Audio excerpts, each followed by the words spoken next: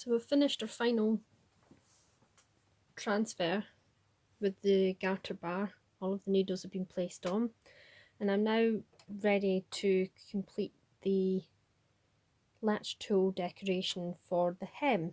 So I want to knit across one row,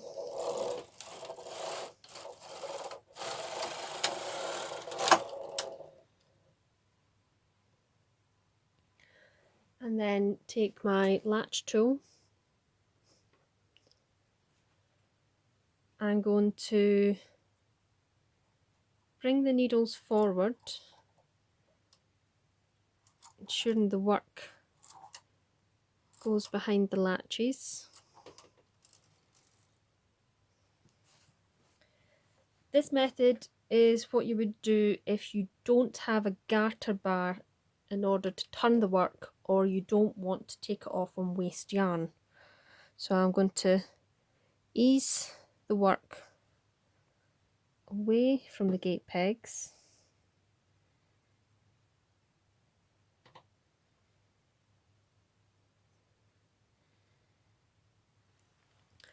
I'm going to take the yarn out of the carriage. I'm going to pull through some of the yarn from the tension mast so that I'm not fighting the take-up spring.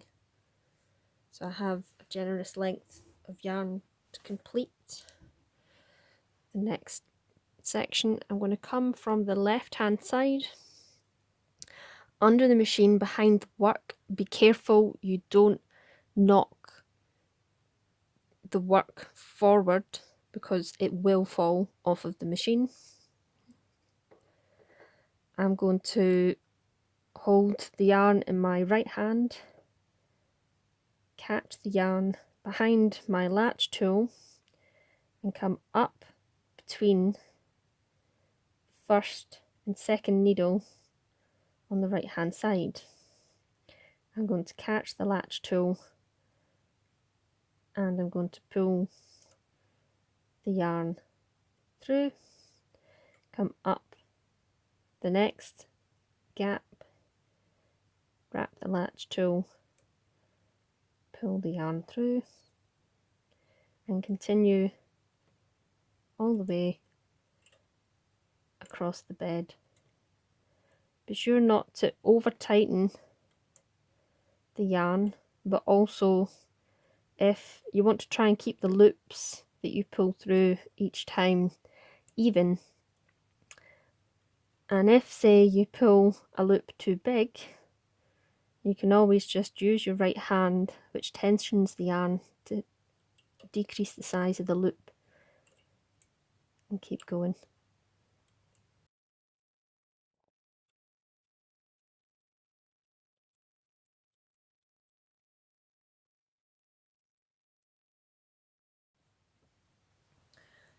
When you get to the far end of the machine, you want to work the last stitch and take the loop that's on the transfer tool. Just keep your right index finger in front of the work so that it doesn't come forward. You can pull this loop bigger and place it onto the end needle and tighten that up,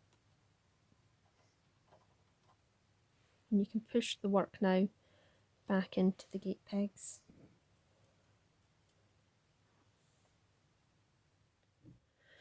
So we've completed that latch tool trim behind the work, and our yarn is now over on the left hand side of the machine. Now the way the carriage is set up at the moment, if we run the carriage across when there is no yarn in the sinker plate, it will drop everything off of the machine. So we want to set the carriage to hold. In this case, on the Knitmaster, we put a Russell lever on the left hand side back to 1. On Brother, you will slide the lever from N to H, and this will allow a free pass across the bed. Now for Knitmaster it's quite handy. Having the rustle lever set only on the one side allows us to then load the yarn into our carriage. Because we pulled out a lot of yarn from the tension mast, we want to take it back down towards the cone so that there is again tension on the top part of the yarn as it feeds through. Our rustle lever is set to 2 on the right hand side of our Knitmaster carriage, and we can knit across. Brother users will either have to turn off the hold function, so switch H back to N, or push the needles back to C position, or D for a brother. So I'm going to knit back across. So I knit across. You may find, depending on how tight you have done that latch tool, it may be a little stiff to work. So again, we want to bring needles forward, bring the work away from the gate pegs, take the yarn out of the sinker plate, pull through some extra yarn,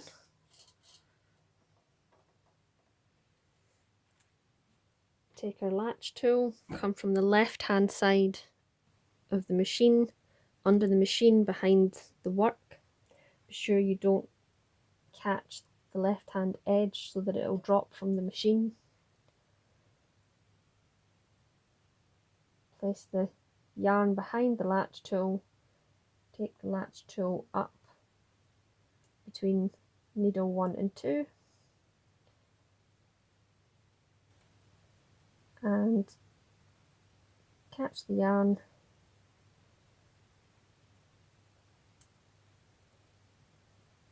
and pull through a loop, and repeat all the way across.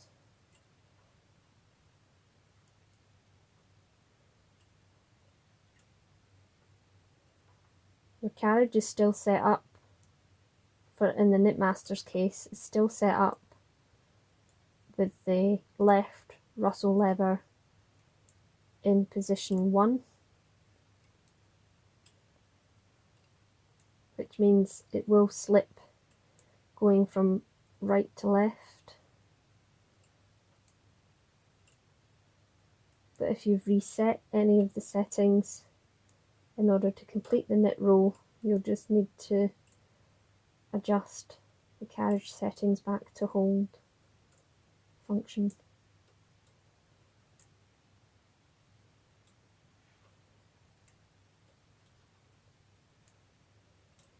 If you find that you don't have the mobility or dexterity to complete this,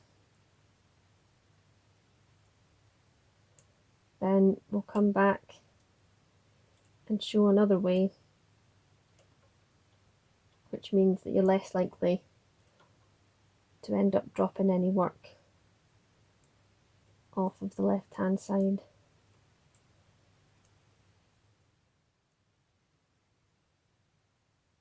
So if you find that the method we just demonstrated is no good, perhaps you keep knocking the left hand side, or you don't have the mobility or dexterity in your wrists and arms in order to complete that method, then we'll just take our garter bar.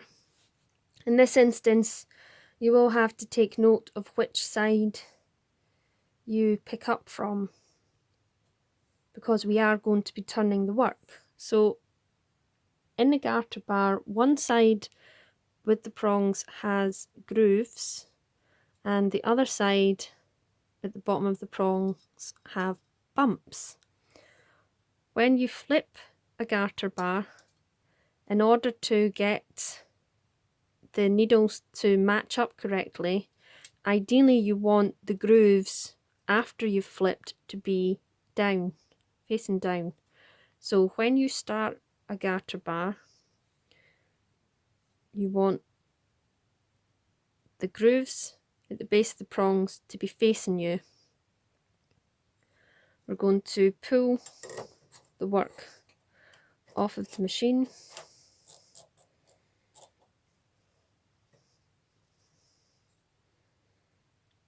I'm going to line up our garter bar. We're going to check every needle is seated correctly. And we're going to pull the work off of the machine.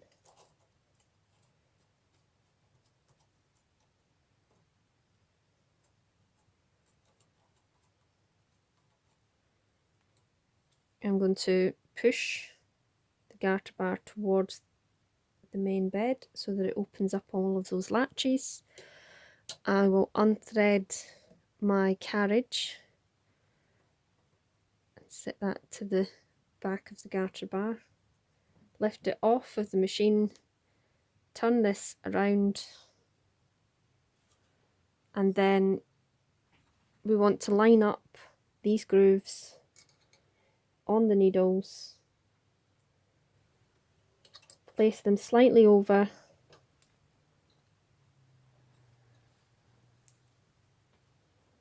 and then pull down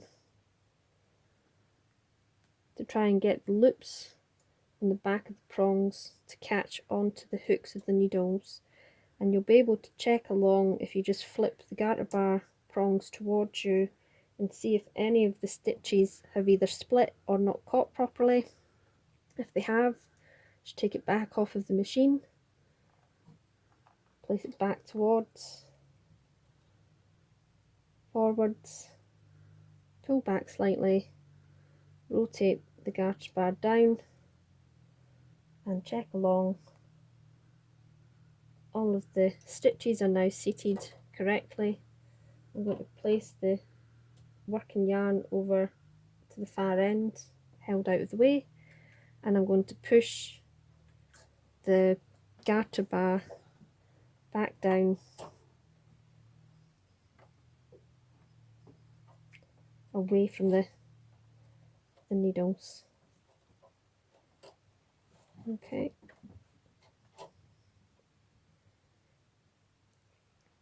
And that's us now rehung the work with the right side facing us, and this should make it easier to complete the latch tool trim. So to complete it from the right side, we don't have to worry about our carriage because we have flipped the work. Our yarn is now on the left. We can pull forward all of the needles. We can take our yarn, pull out some excess, take our latch tool,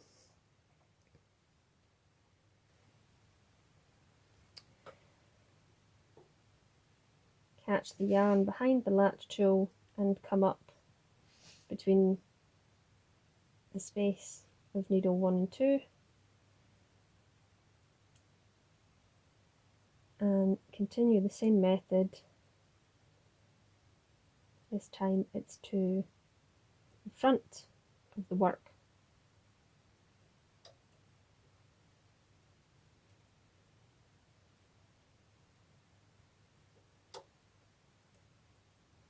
And you don't have to worry about knocking anything off of the machine if you have it situated this way. Once you get to the end, again, make sure you wrap around the end needle, bring that yarn down to the bottom and just pop that loop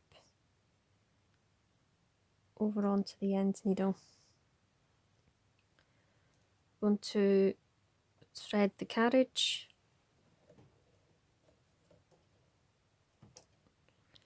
and because we took out a lot of yarn, we're going to readjust the tension mast and push everything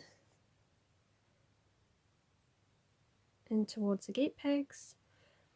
Now remember, our setup now is still on the previous setting, so we would have had hold position for Knitmaster on the left hand side. We now want to reverse that, so we will put ourselves back to 2 because we need to knit this row, and we want to slip in the opposite direction, so the right hand rustle lever we will put to 1, so we knit this time going right to left.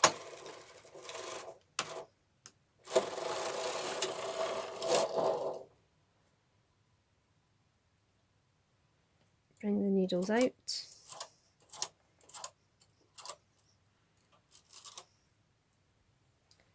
Take the yarn out of the carriage, and you have a free pass going from left to right.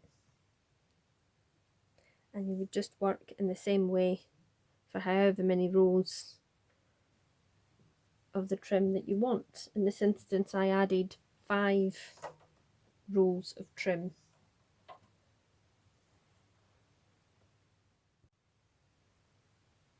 When you've complete the number of latch tool trim that you require, then I just use a latch tool cast off. So I turn my tension dial all the way up to 10. If you're on a tension that's already past 10, then you can manually knit these needles. And I'll knit across. That gives some larger stitches. I'll bring the needles forward just so the stitches sit behind the latch. I'll take my latch tool again, and I work from the side opposite the carriage, working towards pulling each loop off and through each other. And we'll go in for a close-up on that. So for the latch tool bind off, we're starting on the side opposite the carriage. We've knit our loose row. We're going to bring the first stitch off the needle, and we're going to go into the second stitch. First stitch goes behind the latch, and as you pull that second stitch off of the second needle, the first stitch can pull through over the second stitch, and you repeat this process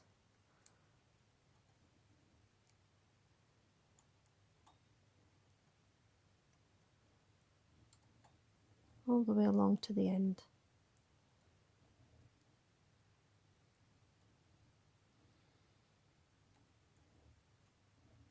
I like to use my index finger to make sure that the stitches I don't need to work just yet stay behind the latches.